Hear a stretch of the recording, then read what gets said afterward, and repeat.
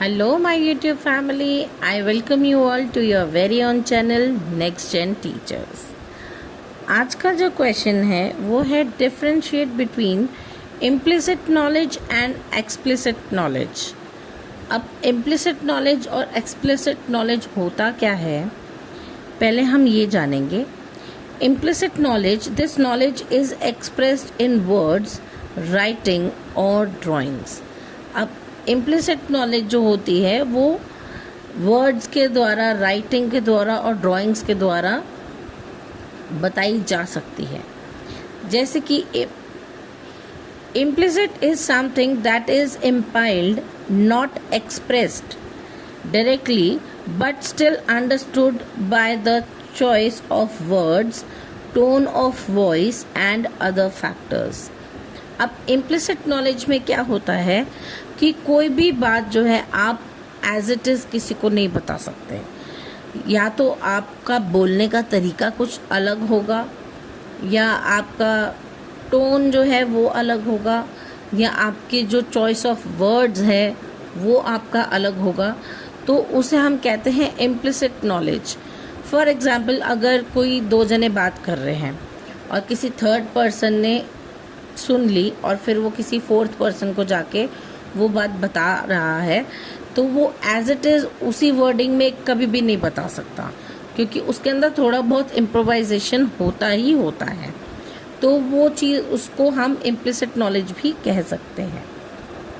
This knowledge consist of beliefs, values, schemata, ideals and mental models which are deeply embodied in one's mind।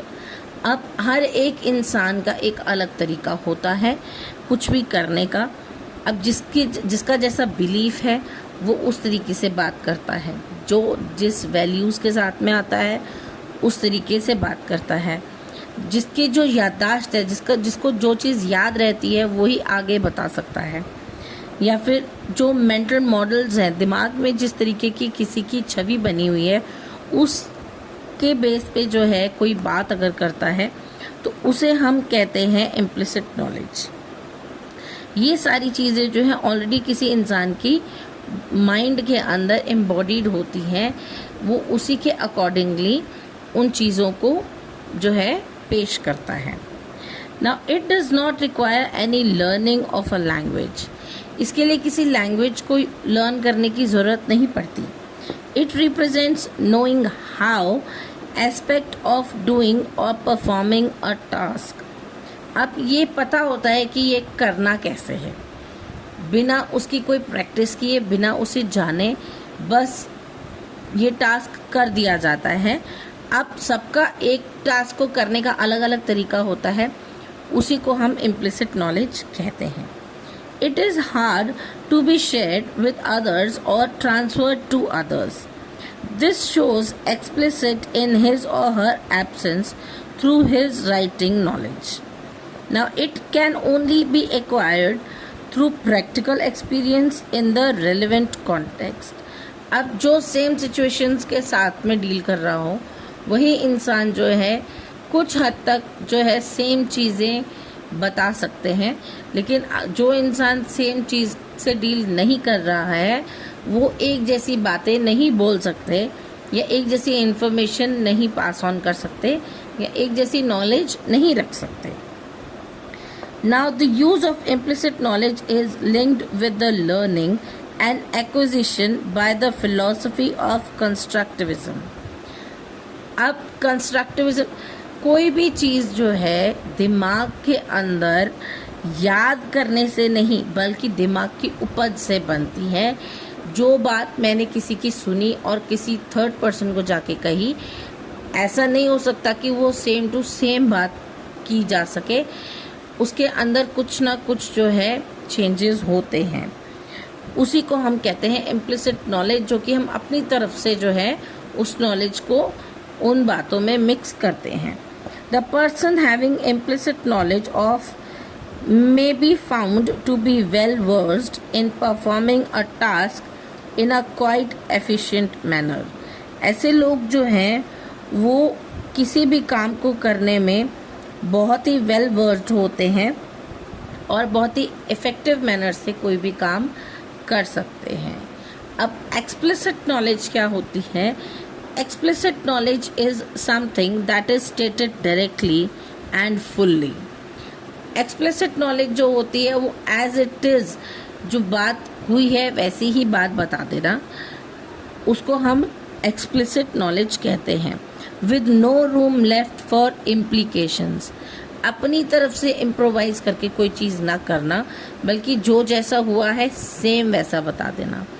कुछ बच्चे होते हैं, for an example, कुछ बच्चे होते हैं, टीचर ने अगर कुछ एक क्वेश्चन का आंसर लिखवाया, कुछ बच्चे होते हैं उसको समझ के लिखते हैं।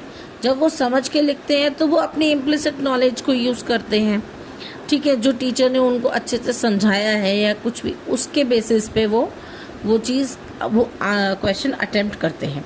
लेकिन एक्सप्लिसिट नॉलेज में क्या होता है, टीचर जैसा आंसर आपको बोर्ड पे लिख के देती है, बच्चा एज इट इज़ आंसर जो है अपनी नोटबुक में नोट करता है और वही आंसर लर्न करके अपनी आंसर शीट में लिख देता है। Now explicit knowledge, it can be codified, meaning thereby can write down or put it, not words, or draw a picture. अब ये exactly एक पिक्चर बना के नहीं बताया जा सकता या कुछ शब्दों में इसको बयान नहीं किया जा सकता, लेकिन हाँ इसको करने का तरीका जो है वो बिल्कुल जेन्युइन होता है और बिल्कुल स्ट्रेट फॉरवर्ड होता है, डायरेक्ट होता है। Explicit knowledge is explicit in nature. It is not ingrained in one's mind like the implicit knowledge. अब एक चीज़ तो है, किसी के बारे में किसी ने एक बहुत भड़काया, बहुत सुनाया, बहुत चीज़ें याद करवाई, तो वो होती है हमारी इम्प्लिसिट नॉलेज कि किसी ने हमें कोई इन्फॉर्मेशन दी है, वो हमारे दिमाग में डाली गई है। लेकिन एक्सप्लिसिट नॉलेज क्या होती है, वो ऐसा कुछ नहीं होता है, जो एक पर्टिकुलर इंसान के दिमाग में बात आई है वो एज इट इज़ उसको बताने की करता है बिना कुछ सोचे समझे। In this knowledge, one essentially needs to learn or the other languages. Now, in explicit knowledge, they have to learn a language. कि वो अपनी बात को जो है डायरेक्ट फॉर्म में कह सकें, उनको एक लैंग्वेज की ज़रूरत पड़ती है। It represents knowing that aspect of doing or performing a task. अब इसके लिए कोई जो है, इनको सिर्फ पता होना चाहिए कि हमें ये टास्क करना है, कैसे करना है, क्या करना है, कोई नॉलेज नहीं होती, कुछ सिखाया नहीं जाता, डायरेक्टली जो है ये काम करने पे विश्वास रखते हैं और they are expected to perform a task directly. It can be easily shared with or transferred to the person having explicit knowledge or recordings. अब ऐसी चीज़ें जो हैं रिकॉर्डिंग्स के थ्रू, अब मैंने अगर आपको कोई चीज़, कोई टॉपिक पढ़ाया है, अगर आप मेरी नॉलेज के हिसाब से अगर आप मेरी वीडियोस देखेंगे तो आपको समझ में आएगा, क्योंकि ये मेरी रिकॉर्डिंग है, आप में और मुझ में कोई थर्ड पर्सन नहीं है। तो जो बात मैं आपको कहना चाहती हूँ अपने वर्डिंग में एज इट इज़ आप तक पहुँचेगी, इसके अंदर कुछ माइंड मेकिंग चीज़ें नहीं होंगी। Next, it can be generated through logic and acquired through practical experiences in the relevant context. अब ये सारी चीज़ें जो हैं वो एक तो लॉजिक के तरीके से एक्वायर की जा सकती हैं या फिर प्रैक्टिकल एक्सपीरियंस की तरफ से। अब कोई भी चीज़ जो है एक्सपीरियंस से ही आती है, तो प्रैक्टिकल एक्सपीरियंस किसी चीज़ का होता है तभी इंसान उसको वर्ड टू वर्ड बता पाता है। अगर किसी चीज़ का प्रैक्टिकल एक्सपीरियंस नहीं होता तो वो उस चीज़ को डायरेक्टली कभी भी नहीं बता पाएगा।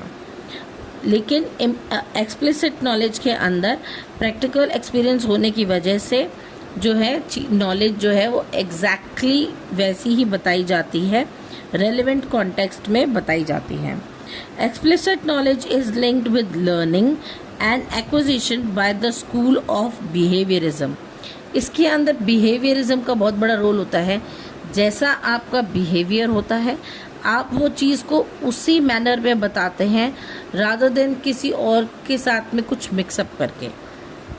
The person having explicit knowledge of doing और performing a task is found to be equipped with the theory as well as by practicing for doing and performing a task.